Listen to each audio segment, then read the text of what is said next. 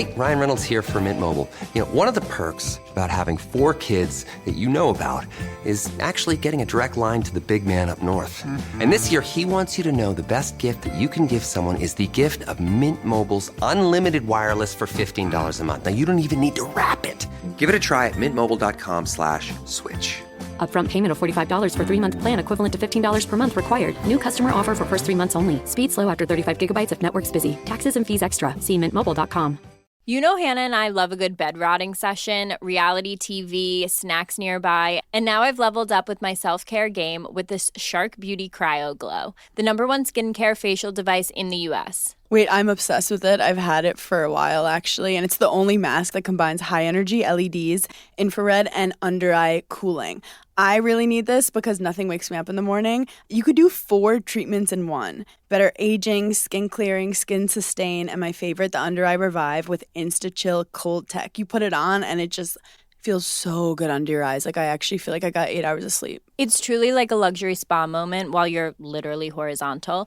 It's perfect for post-workout, Sunday scaries, or when you just want to glow while rotting. So treat yourself to the #1 LED beauty mask this holiday season. Go to sharkninja.com and use promo code Giggly Squad for 10% off your Cryo Glow. That's sharkninja.com and use promo code Giggly Squad for 10% off your Cryo Glow.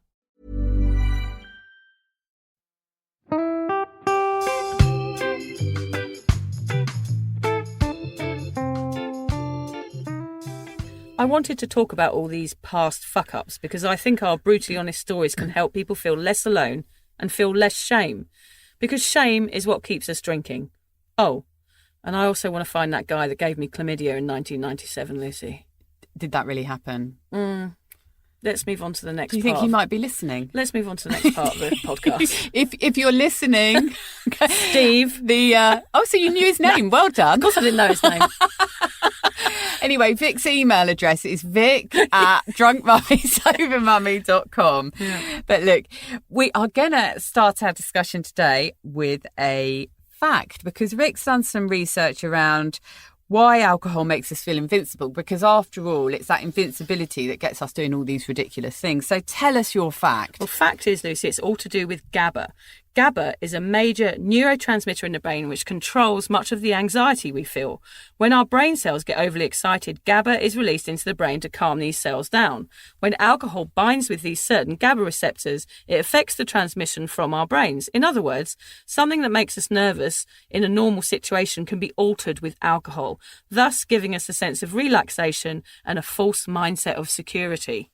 So not only do we not have a stop button, but we don't have a nervous button either. Yeah. You know, that feeling where we should think, hold on, this is the wrong thing to do. So yet again, you know, there is a scientific reason why we do these things when we drink. Yeah, we shouldn't feel so bad about ourselves because that's naturally what's going to happen if you drink. So I'm glad we've said that because don't feel this too is guilty. a really uncomfortable podcast it is a for bit, me. We are going to talk about things we're not proud of, which we do a lot. But we don't mind. We don't mind because everybody's been there. Yeah, well, not everyone. Well, everybody's been here.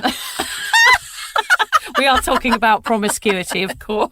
Yes, we are starting with we're diving in at the deep end here, aren't we? Because this is a really uncomfortable one for me, and I'm sure it is for you as well. Well, I must say it was all before I got married, of course, and I was drunk. So I wasn't capable of making great decisions. And when I travelled the world, I could sleep with someone one night and move on to another town the next day. I never had any repercussions to sleeping with people, even if I didn't really like them that much, which probably I didn't because I'd met them in a bar in a blackout. But yeah, I do have a history of being quite promiscuous when I was younger. When you'd had a drink as well. And the drink made me feel invincible, so I didn't really consider my own safety when I was being led down dark alleys with strange men. And also I was very easily talked into anything because I wanted people to like me. So if a guy showed an interest in me, I was like, oh, well, he likes me. I'm going to show him I like him back by sleeping with him. I mean, that was how my brain worked. It's taking people pleasing to a whole new level. Absolutely, Lucy. That is exactly what it is. I mean, I just wanted people to like me, and I thought, well, he's going to show me he accepts me and I'm a good person, I'm funny and everything. so I may as well sleep with him. I didn't really think about myself in those situations. It's almost as if they want to sleep with you, you've managed to prove that you are this really cool, amazing person, which isn't right at all. No. They just sleep with you because you're an easy lay. But it was sort of like a short-term buzz. It was like I would go out, I'd have a few beers, and then I would relax inside my brain and think, well, I'd become more free and more open and more easy, exactly what you say. And then it was like, right, I want to kind of snare a man because that will fulfill some need within me, which was the need for love, I guess, deep down.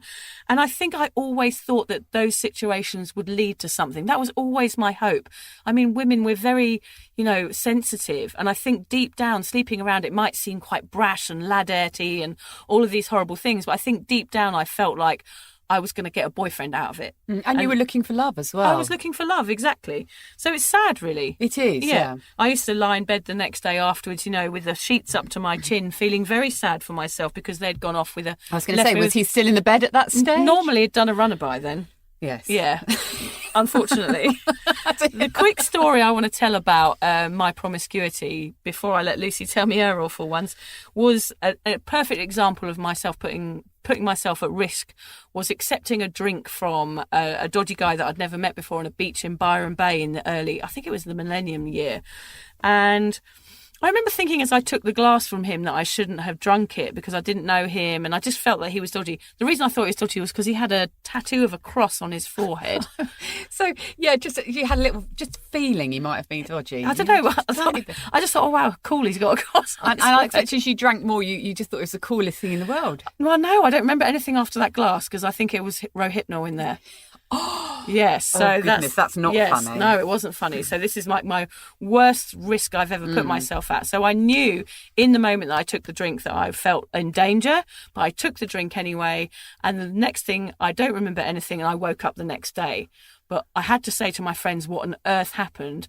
And the guy had actually dragged me off up the beach on my own and they found me. My friends luckily saw that I'd gone missing and they found him on top of me trying to kiss me. And it was all very, very dodgy. And they pulled me out of that situation and carried me home in a fireman's lift back to where we were staying, back to the backpackers.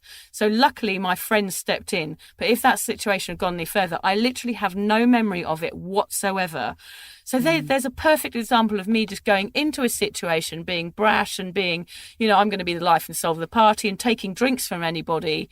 I'd actually only had one drink, which was drugged, and that led to that situation. So, yeah. And it just could have gone so wrong so quickly. Could have been life-changing for me, that situation. And I think when things like that happen, because I did have a similar situation, I don't know if you remember the V festivals in England, Vic, and I remember going to one of those and it was I think it was a 1 or 2 night festival. We were staying just for one night and I just drank so much. And again, I wouldn't be surprised if there was Rohypnol involved because I just disappeared. No one knew where I had gone for about 12 hours. Wow. And I've got one memory of being in a tent with just men. Right. And I don't remember, almost like just one tiny flashback. Yeah. They were just sitting there and I was sitting there. And then I eventually found my way back to my own friends and they had no idea where I'd been. Right. I had no idea where I'd been. I had no memory of it whatsoever.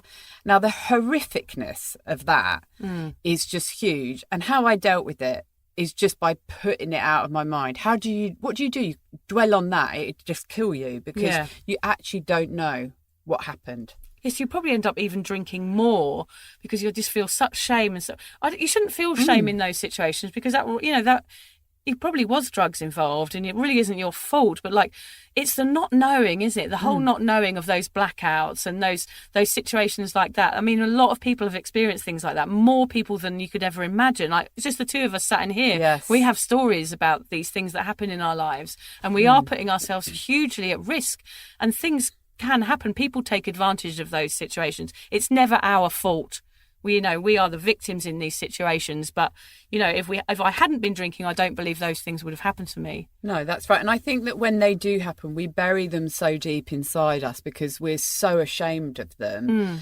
And even now, after being sober for a while, looking back, I literally feel a bit physically sick when I think about the occasions and the situations that I've got myself into. And that blackout thing is just terrifying. It is terrifying. And the more you think of it once you're sober, yeah, the more terrifying it is. You have no idea what you're doing, but you are still functioning, doing something which is, you're not even behaving in any way close to the person that you are when you're sober. No. You're just out there being a complete and utter dick. Yeah. And you don't have any control over yourself, and people can do whatever they want with you. Horrifying. So frightening. I mean, that situation now, if that had happened to me now, that would be a police situation. Yes. I'd be like, this guy tried to do this. And, I would have dealt with that very, very differently. But back then, I just carried on. I drank it away. And in fact, the next night I went out, Lucy, and I drank petrol. Oh, why was that? Well, there was nothing else left. So I picked up a petrol can and took a swig. And then I came through. I can't believe I'm telling you this. I came to and I was thinking, God, this person's really nice that I was chatting to. I was like, oh, God, he's got a really interesting conversation. He really doesn't interrupt me. And then I realised I was talking to a rock. It was the best conversation. Did it have a cross on its forehead? No, but I actually had been talking to a rock for about half an hour. So that's what happens when you drink petrol, people. Don't do it. Don't. Well, yes. Yeah. Oh, he was a good listener. Crazy. I know. wonder how long the conversation went on for. I don't know. I don't really know. It reminds me of Tom Hanks in Castaway with, what's his name? Wilson. Rocky. Did you take him off travelling with you? It was a massive rock. It was like one that you couldn't move. Yeah. I think I slept with him. I can't remember though. I was stoned. Sorry. That is really good. Sorry. Oh, but there you have it, Vic. Though you had this terrifying event happen that you were so lucky to get out of in one piece, alive, or not raped, or goodness knows what was going to happen.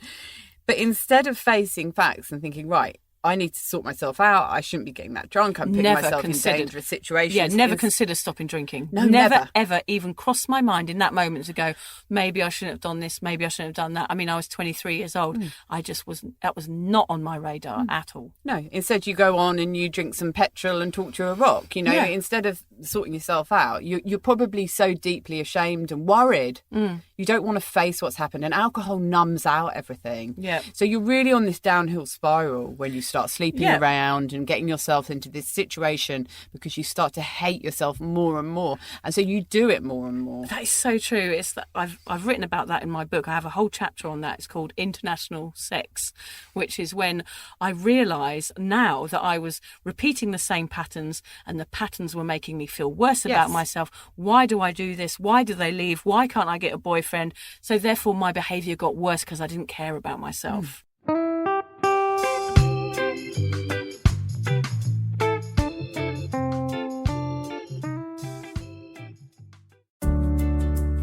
Hi there. I wanted to tell you about a podcast that I think every single one of you will benefit from. It's called Therapy Works, and it's hosted by me, Julia Samuel. I'm a best-selling author and psychotherapist. I invite you into my therapy room where I speak to either a known or unknown guest. Topics range from the difficulties of divorce, a life-changing illness, to the struggles of motherhood. Search Therapy Works now wherever you get your podcasts and subscribe to make sure you never miss an episode.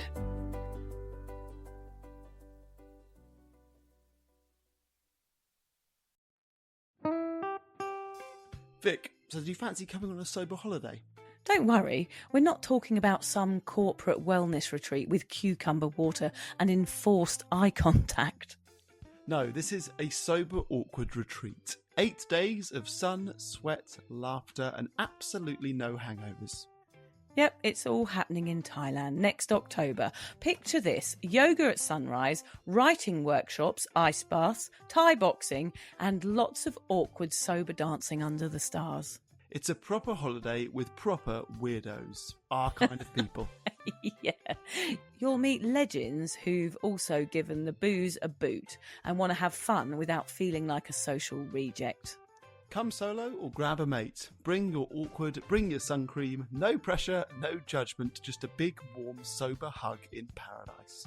All the info is at soberawkward.com/retreats. Come and get sweaty with us, emotionally and physically, in our all-inclusive jungle resort. You'll start out as 15 strangers and leave with 15 new sober mates. I'm not sure I want 15 new sober mates, actually, particularly sober ones. Yeah. Oh, well, you're not invited then. Fair enough. You know, Hannah and I love a good bed rotting session, reality TV, snacks nearby, and now I've leveled up with my self-care game with this Shark Beauty Cryo Glow, the #1 skincare facial device in the U.S. Wait, I'm obsessed with it. I've had it for a while, actually, and it's the only mask that combines high-energy LEDs, infrared, and under-eye cooling. I really need this because nothing wakes me up in the morning. You could do 4 treatments in one. Better aging, skin clearing, skin sustain, and my favorite, the under-eye revive with Insta-Chill Cold Tech. You put it on and it just feels so good under your eyes. Like, I actually feel like I got 8 hours of sleep. It's truly like a luxury spa moment while you're literally horizontal. It's perfect for post-workout, Sunday scaries, or when you just want to glow while rotting. So treat yourself to the #1 LED beauty mask this holiday season. Go to sharkninja.com and use promo code Giggly Squad for 10% off your Cryo Glow. That's sharkninja.com and use promo code Giggly Squad for 10% off your Cryo Glow. I'm here on the job site with Dale, who's a framing contractor. Hey, good morning. Dale traded up to Geico Commercial Auto Insurance for all his business vehicles. We're here where he needs us most. Yep, they sure are. We make it easy for him to save on all his insurance needs, all in one place, with coverage that fits his business and bottom line. Oh, I shouldn't have looked down. It's all right. We're so far up here. Look at me. Take a deep breath. No, I'm good. So good. Get a commercial auto insurance quote today at geico.com and see how much you could save. Get more with Geico.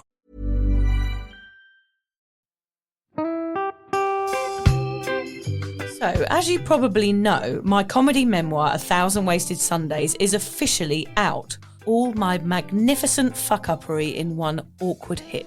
If you'd like to get your hands on a copy, it's now available from all good bookstores. We always say all good bookstores, don't we? Yeah. Are there bad bookstores? No, it's probably ones with moody sellers. Oh yeah, really depressed librarian folk. Yes, okay, yeah, good. yeah. So there are probably some, but we're only storing it in the good ones. It's only made it into the goodies. You can also get it from all good online retailers. The print version and ebook are out now, and the audiobook will be available in March. I've been writing my memoir for 5 years. It will make you laugh, cry and cringe, and hopefully inspire a few people to reconsider their relationship with booze. If you love the podcast, then I think you'll love the book, even if I do say so myself. Hamish has read it. What did you think? I feel like I know a little bit too much about you now, to be honest, Vic. Look, I really loved it. It was hilarious and surprisingly moving, but I feel like I've seen you naked in a literary sense. Yeah. Does that make sense? Yeah, that's worrying. Yeah. From an emotional point of view, seriously, it wobbled my teeny weeny wooden heart, Vic. Okay. My teeny little wooden heart. Well, his teeny little, his wooden heart is broken. Anyway, so if you do manage to get your filthy mitts on a copy, please do me a favour and head to goodreads.com and give me a review. Doing that will help me get it out there to those that need a bit of sober support. So there you have it. My story, unwanted warts and all. Come and get awkward with me. Not to be too demanding or anything, but seriously, go and buy it now. Yeah, go and buy it. Go and buy it right now. Yeah, don't just tell your friends, buy it, and then buy your friends one or two. Yeah, don't give them a copy, buy it. Yeah. And you know what? Don't be careful where you store it. If you lose it, you can always buy another 5. Buy another one. Yeah.